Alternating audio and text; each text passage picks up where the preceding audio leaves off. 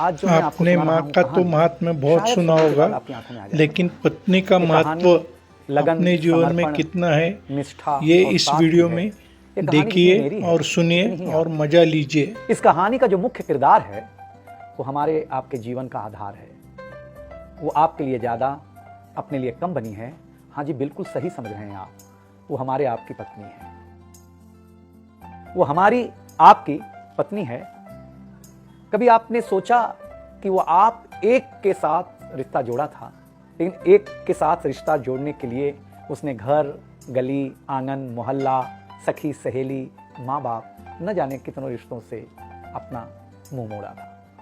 याद करिए, जब आपके साथ ब्याही थी और आपके घर आई थी तो बहू, भाभी, दुल्हन, न जाने कितने नामों के साथ बुलाई जाती थी। ये सुनकर के वो मन ही मन मुस्कुराई जाती थी। घर के सारे लोग उसी के भरोसे रहते थे। शायद इसीलिए अंग्रेजी में हम उसे हाउसवाइफ कहते थे। कुछ ही दिनों तक उसने दुल्हन होने का आनंद जिया। फिर झाड़ू, पोछा, बर्तन, चूल्हा, चौका, इन सब ने उसको जकड़ लिया। रोज हमारे लिए नाश्ते से लेकर खाने तक कुछ खास रखना, हमारी लंबी उम्र के लिए न जाने कितने उपवास रखना।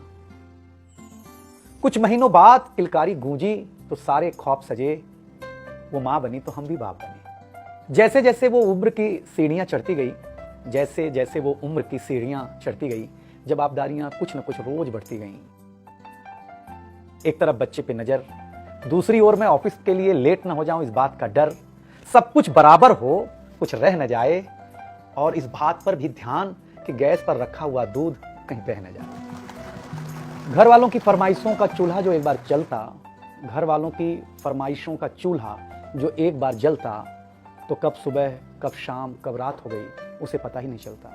इन व्यस्तताओं के बीच समय का चक्र कुछ इतना तेजी से चला, मुन्ना कब मनोज हो गया, मुन्नी कब सुमन, पता ही नहीं चला।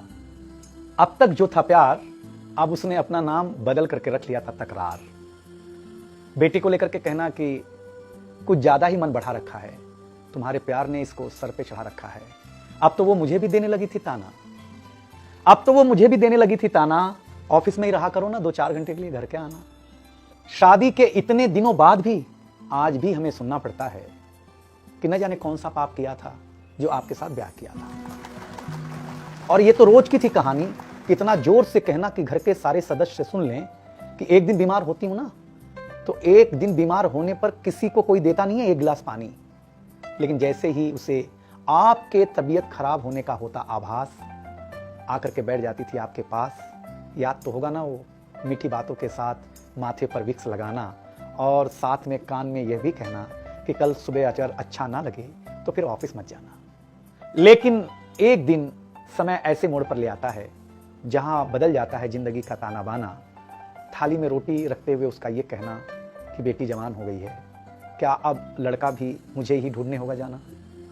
शादी तय हो जाने के बाद 1-1 रुपया जोड़ना, पैसे कम पड़ने पर खुद का कंदम तोड़ना।